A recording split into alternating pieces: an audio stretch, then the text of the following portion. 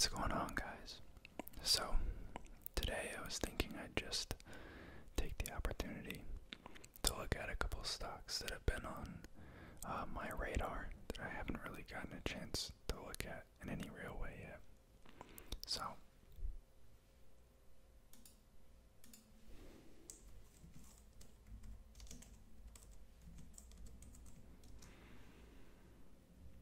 let's go to the old Yahoo Finance.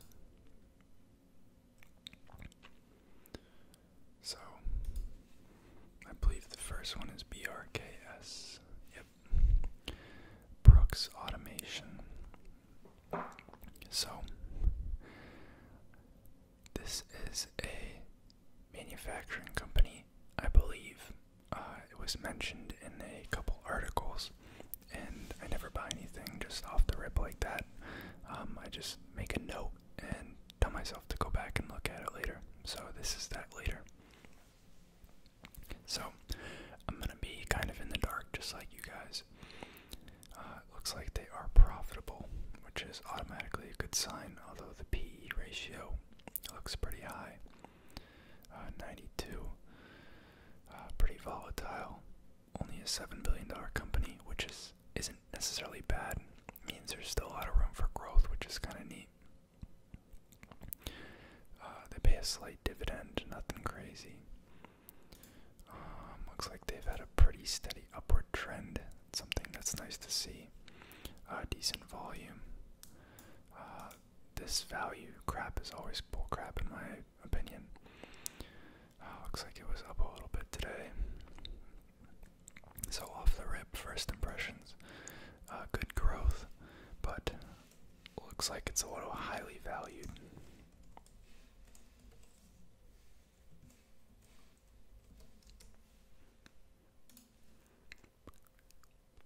Let's take a look at their website. Pretty crappy website off the bat.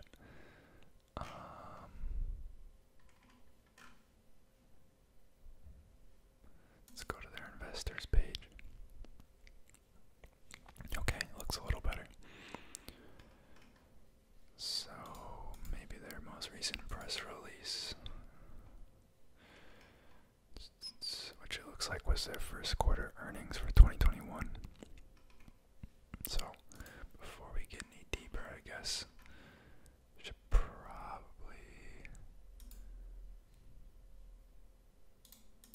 got an investor overview.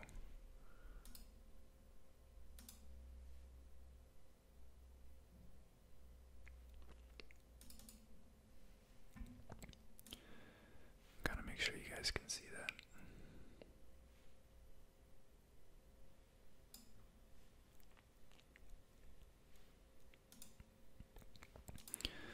Okay, so this was from December, so kind of recent.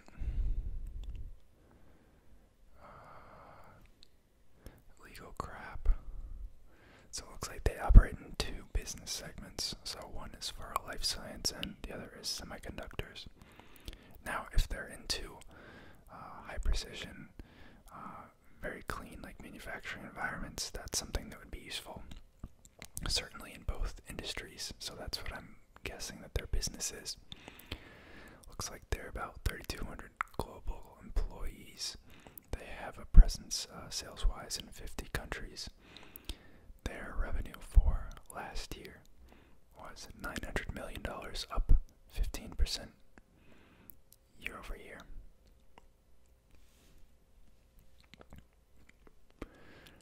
We can see the revenue has had a 20% aggregated growth over the past 4 years. Their margin has increased, and their EPS growth has been staggering at 57% in the past 4 years. Aggregate, of course.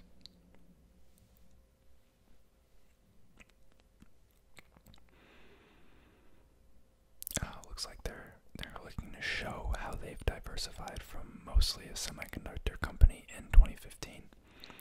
So it was an 83-17 split in 2015. 83% being the semiconductor business, and then in 2018 it went down to 69%, 31%.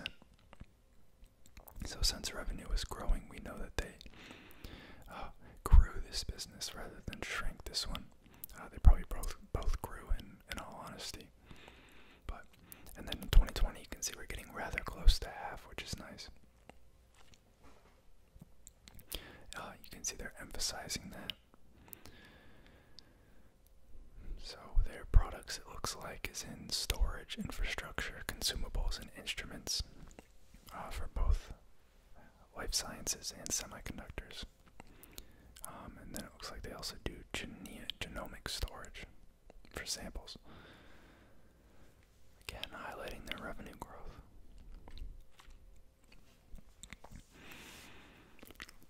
You can see the breakdown of their business here. I'm not too sure what a lot of this is. Obviously, these are going to be instruments like devices.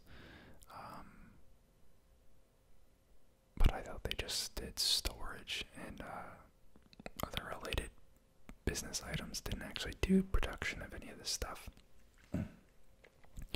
So I'm not too sure what this is, because I don't think they actually do genetic sequencing. Maybe that's who they sell to that does that.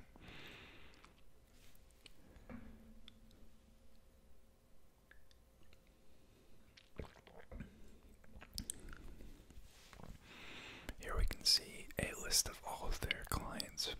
Now, I'm pretty sure when companies make these, they chuck someone on here even if they've only ever made one order from them, no matter how small. So take this with a grain of salt. None of this is financial advice anyways, but on the pharma side, so this is going to be, I guess this is all life science. We've got some big names on there. If you guys didn't know, I am actually in the pharma space for work in school. Looks like we've got AstraZeneca, Pfizer, Merck, Novavax, J&J, Catalent, GSK, which is GlaxoSmithKline, BioMarine, BMS, Vertex, Novo Nordisk, Verily I've never heard of, Kite I've never heard of, Grail I've never heard of, Eli Lilly, Teva, Novartis, Janssen, Gilead, Celgene, Exact Sciences. You guys will probably notice a couple of those names up there because they have COVID vaccines. You can see J&J, actually theirs got halted today. Not halted. The FDA recommended that the US pause distribution of the J&J vaccine after like 6 cases of blood clotting occurred in some women. You know, they've had 6.8 million doses distributed already, so I mean, your chances are literally 1 in a million of having that happen to you, but I guess they're trying to be extra cautious. And then Pfizer, obviously. And then they've got a couple clinics or academic groups that order from them. The Mayo Clinic's pretty big one, so St. Jude's, Ancestry.com makes sense since they're doing gene sampling storage. And then we've got a decent amount of academic and government related stuff over on the left. So we got Rutgers, Stanford, Cancer Institute, Institute of Health, Harvard, Duke, Columbia, Weizmann, Fukushima. So pretty nice group. You just never know how much that actually matters. And now this is their semiconductor business. So contamination control and then wafer level automation, it looks like, are their big revenue drivers. Vacuum robots, cleaners, and advanced packaging machines. And here are their customers now for the semiconductor space. You know, these are a little lesser known. UMC, Infineon, SK Hynix, XMC, HLMC, and XM are ones that I've never really heard of. I'm familiar with Micron, Toshiba, Global Foundries, SMIC, Samsung, and I don't know if you guys know, I'm a huge fan of TSMC. Been in them for probably close to a year now, and they're literally almost up probably 200% for me. And then we have a lot of other companies that I like in their vacuum automation business. Applied Materials is ticker symbol AMAT. I own them. Lam Research is ticker symbol LRCX. I own them. Adaptive Plasma, AMEC, Dell, Eichstron, Eugenics, Vico, Siemens, Platec Tests, ASMO, or ASM, I don't know if that's a letter or not, EVG, Nora, Evitech, SPTS, and then I'm not really too familiar with any of those on the right side.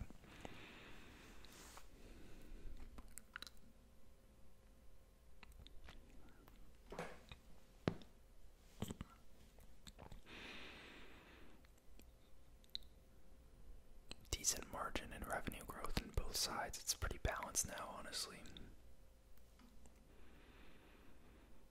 The margins for the past couple of years they're comparing here, just to give us a view. So 12% of their capital deployment has gone to dividends, which is returning cash to shareholders.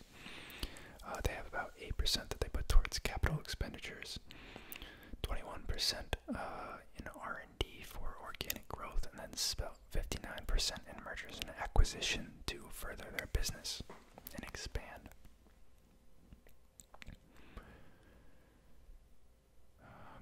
You can see a highlight of a lot of their acquisitions here.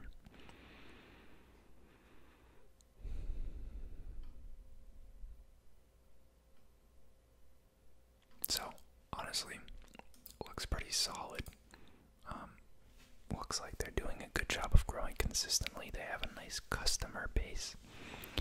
They have a decent number of products and business segments that they're in, although I guess both are kind of cyclical.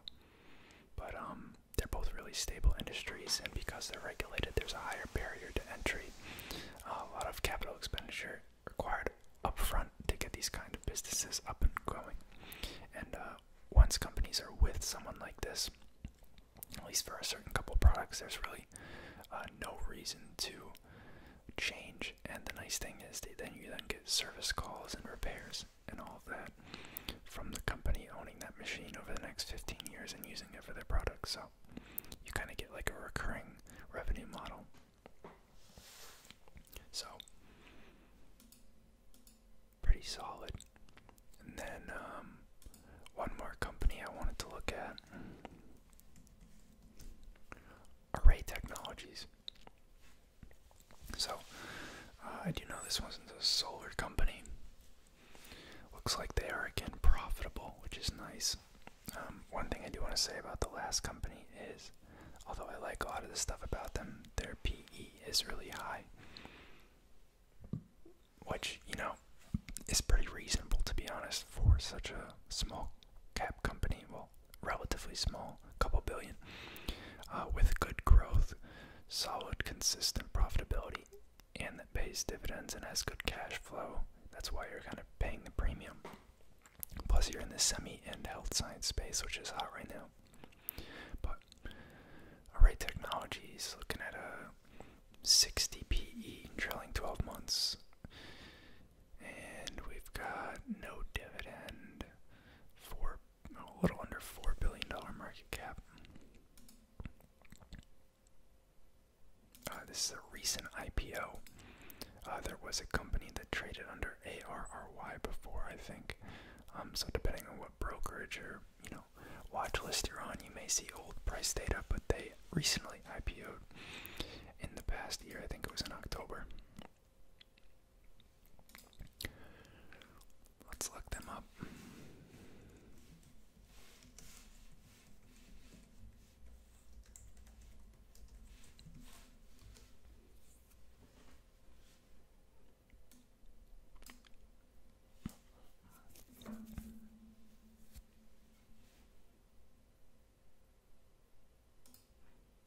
Usually this is the page we want.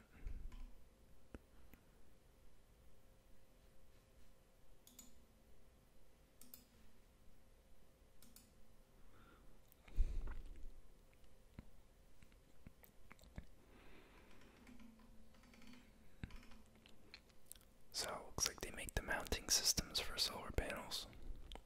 Supports motors, gearboxes, controllers, trackers, which are the things that move solar panels at different angles throughout the day to keep optimal orientation to the sun, which can increase how much energy they collect over the course of the day.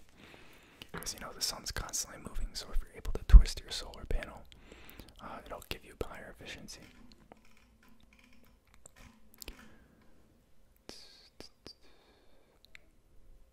Let's look at and see if they have a presentation.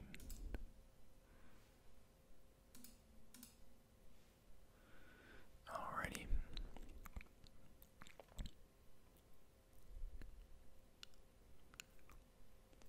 So their tracker allows for 25% more energy production than a fixed tilt. 1 in every 4 solar modules is on Array product. It's pretty neat.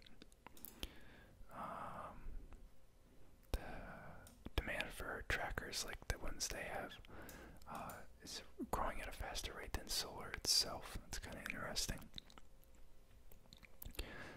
Their revenue and EBITDA has been growing pretty high since their IPO. Oh, and even the year before IPO, I guess. So that looks like a picture of one of the trackers there.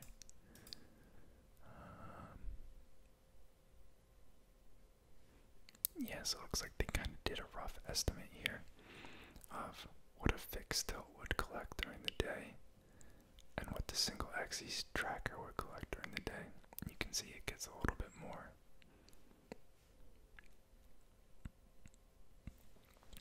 Up to 25% higher energy gain for about a 7% increase in cost. It's a pretty good trade-off.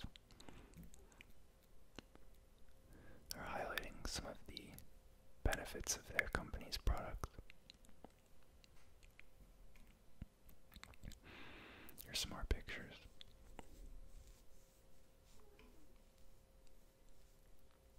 Showing their revenue, their profitability. I do agree that solar is headed in a good direction, which is one of the reasons why I was interested in this company.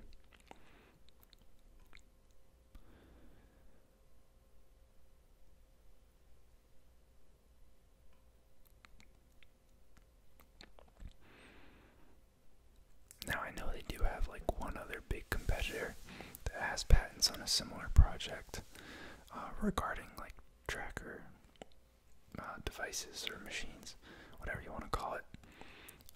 But I do believe, aside from that other company, they are protected in some ways as far as patents go for this kind of technology. So they have a little bit of a moat there, which will last for a couple years. Now, I do remember reading that this company only has 1 or 2 really major products. Granted, if they're present in 1 out of 4 solar panels like they say, then they've got a pretty big base they're pulling from, and they're diversified more in like how many customers they have rather than the product itself. But that is a potential issue. But the potential upside is also massive because it's only a $3.5 billion company, and we're just getting further into clean energy.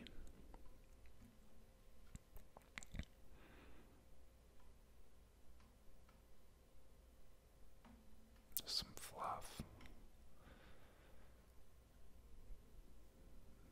Started working with 38 new companies. Started a new research center.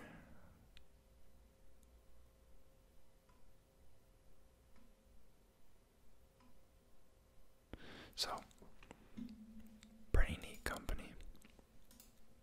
Again, a little rich of a valuation, but you're paying a premium for the potential growth, the profitability, and the hot sector, I guess, in both these scenarios. So, it's understandable. I may or may not get into 1 or 2 of these. I haven't really decided yet. I'd probably do a little bit more reading. Maybe read some more articles on them, follow them for a little bit. I do think Array's lockup period for their IPO ends this Thursday. So, I may wait and see if there's any shares offloaded during that day, instead of buying in right before that potential date. But we'll see how it goes. Hopefully you guys enjoyed the video. I appreciate watching. If you have any suggestions for other videos, or you want to just chat about stocks, feel free to drop a comment. Thank you guys. Bye.